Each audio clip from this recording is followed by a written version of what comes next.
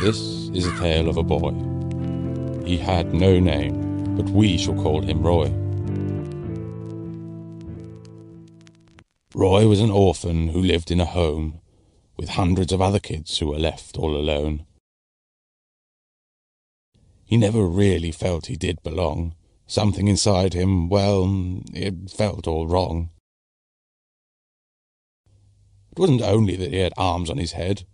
He just felt he belonged somewhere else instead. A sad and lonely boy was our Roy. He had only one friend, and that was a small, cuddly toy. This is his toy. His name is Mick. Roy's sometimes wary of him because he's a violent, paranoid schizophrenic. He tried to kill him once while he was in bed, but Roy fought valiantly and ripped off his head.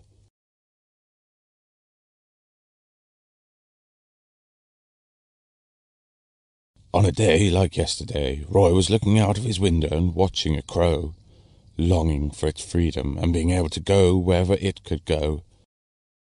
When up in Cromhurst Woods he saw a dimly glowing light, its warm luminescence drawing him out into the approaching night.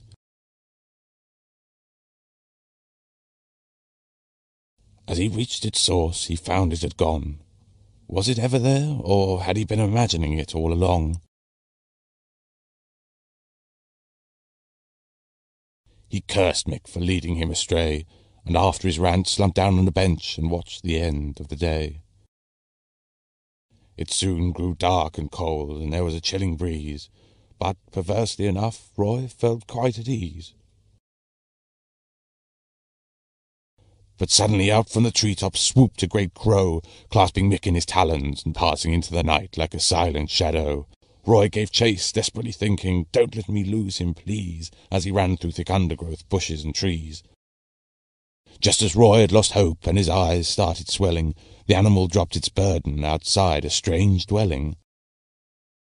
There were collections of carpets and toys, a doll with a knife inside her, adult sports magazines in a kennel, and many empty bottles of cider.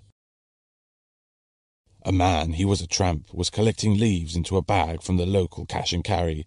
He spun around and glared at Roy. He had a badge which read, "Hello, my name is Barry." The bum snatched up Mick in his huge grubby paw, then turned and disappeared into the hut's small open door. Roy cautiously approached the entrance through which Barry stole, but tripped on a root and went tumbling in and down a large hole.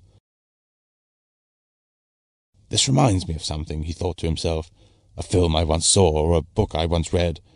Then suddenly he hit the bottom and fell on his head. Roy briskly stood up, looked around and observed. Many a sight he found quite absurd.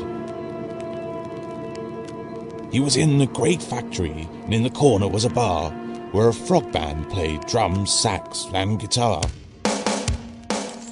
All around him there were fantastical machines of steel and tin, making women and men, people like us, and people like him.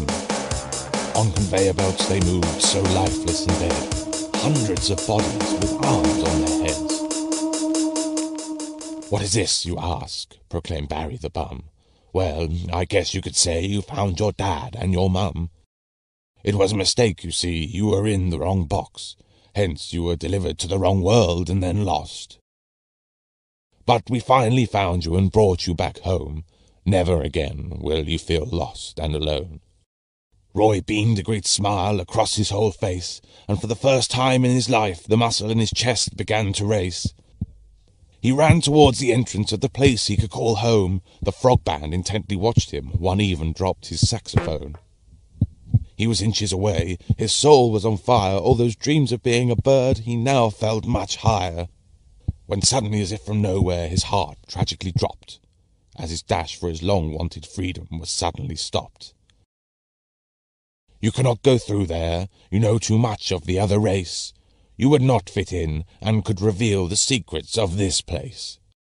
We brought you here with only one proposition, to submit yourself to be decommissioned."